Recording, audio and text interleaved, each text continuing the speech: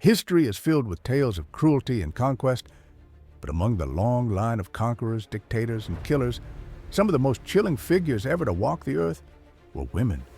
Rulers, warriors, seductresses, and executioners, with blood of thousands of innocents on their hands. They held no mercy. They ruled with terror, and their names are still spoken today with fear, awe, or disgust. This is not a story about misunderstood queens or tragic heroines. This is about cruelty without remorse, vengeance without limit, and hearts as dark as the midnight.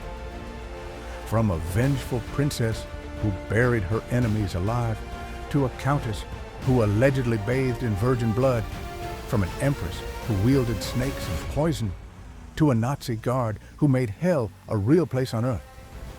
These are the most horrible women in history.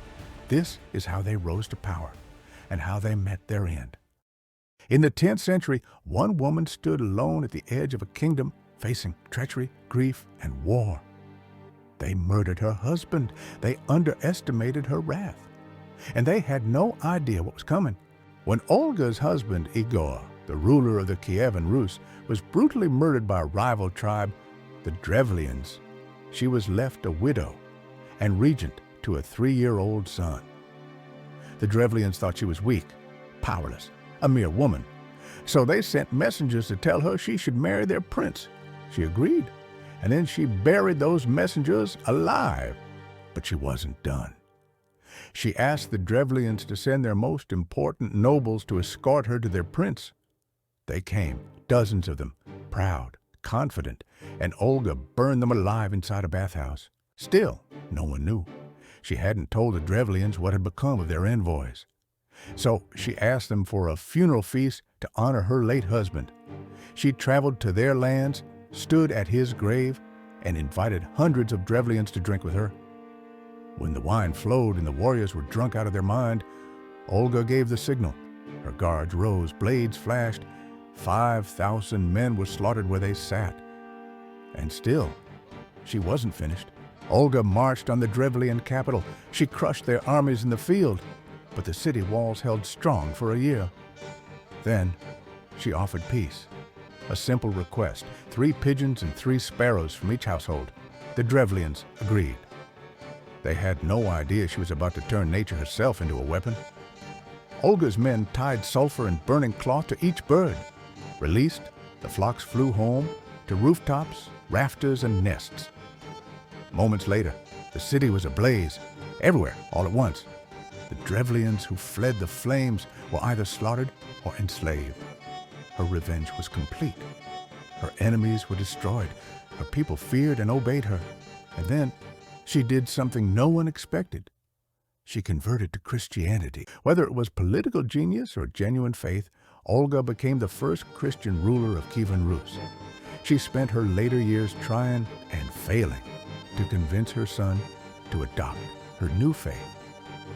But her grandson, Vladimir the Great, would later finish what she started, Christianizing the Rus and changing Eastern Europe forever. Today, the woman who burned cities with birds is a saint. Canonized by the Orthodox Church, Olga of Kiev is honored as a patron of widows and converts. Some call her the patron saint of vengeance, though the Church doesn't officially recognize that title. Was she a holy ruler or a holy terror?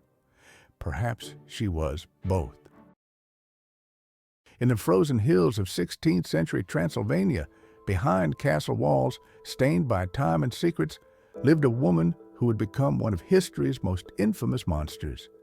A noble woman, born into unimaginable privilege, who used her power not to rule, but to torture. They called her the Blood Countess, born in 1560 in the castle town of Nair Bator. Elizabeth Bathory came from a family of kings and warriors, but also of the deeply disturbed. Her uncle taught her Satanism. Her aunt introduced her to sadomasochism. Even as a child, something was deeply wrong with her. She suffered epileptic seizures, violent mood swings, and crippling migraines. But in the world of the Hungarian aristocracy, nothing, not even madness, could limit what she was allowed to become. At the age of 6, she stood beside her family and watched a man die screaming in a public execution. No one looked away, least of all her. At 13, she was engaged to Ferenc Nadasti, an 18-year-old nobleman with a thirst for violence that matched her own. When they married 2 years later, he gifted her a pair of iron-spiked gloves to beat her servants. He also built her a torture chamber to her exact specifications. Their victims were usually peasant girls, maids, kitchen hands, farm girls promised work and safety behind castle walls.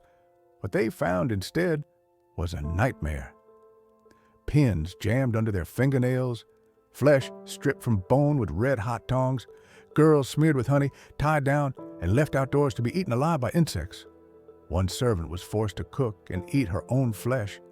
Elizabeth often bit chunks out of her victims, face, shoulder, thigh, like an animal tasting meat. And over time, she became convinced of something darker, that bathing in blood, especially from young girls, would keep her youth alive. After her husband's death in the early 1600s, no one remained to restrain her. That's when she truly lost control. Her partners in cruelty were 2 women, her former nurse, Ilona Jew, and a local witch, Dorota Sentes. Together, they hunted the countryside for girls to abduct, torture, and kill. Dozens, then hundreds. Some estimates say Elizabeth Bathory murdered over 600 young women. She might have gone on forever if she hadn't gotten greedy. When she began targeting daughters of nobles, the King of Hungary finally acted. In 1610, her castle was raided, dozens of bodies were found buried in the grounds, and some still lay dead or dying on the dungeon floor. In 1611, she was put on trial for 80 murders. Her accomplices were executed. But not Elizabeth. Because of her powerful bloodline, she was spared execution. Instead, she was sealed alive inside a room of her castle. No windows, no contact, only a small opening to pass food and air.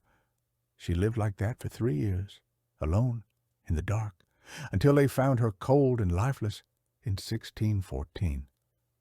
Today, you can visit her birthplace, now a museum filled with silent wax statues of her and her kin. But none of them can tell you what she really was. A noble woman, a sadist, a predator, a woman who bathed in blood to fight time and lost. She was called the Blonde Angel of Hell. Beautiful, sadistic, and drenched in the blood and screams of the innocent. Irma Grese didn't just commit atrocities. She fed on them sexually, emotionally, and with a hunger that terrified even hardened Nazis. Irma's hatred began at home. Her father was strict, cruel. When she returned to see him in full SS uniform, proud and polished, he hit her, called her a disgrace, and cast her out forever. At just 19, Irma Grese arrived at Auschwitz. The camp was expanding its death machine. The chimneys weren't even cold yet. She was assigned to the women's sector, 30,000 souls, and quickly earned a reputation, not for discipline, but for brutality.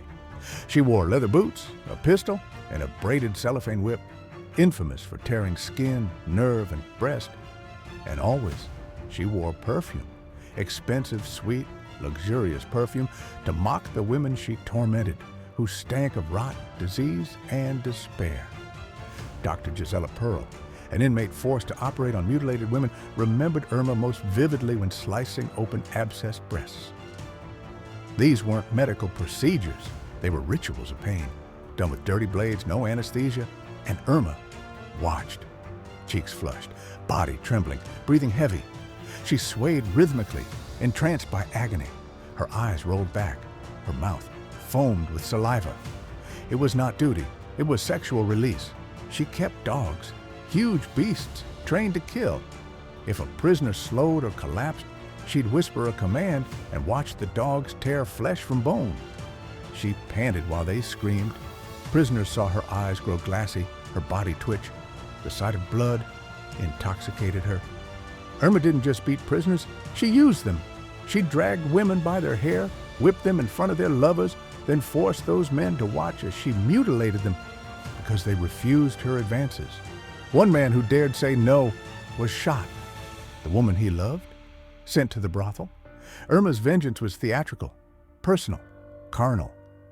Despite Nazi laws forbidding homosexuality and contact with Jews, Irma had affairs with both women and men, often Jewish prisoners.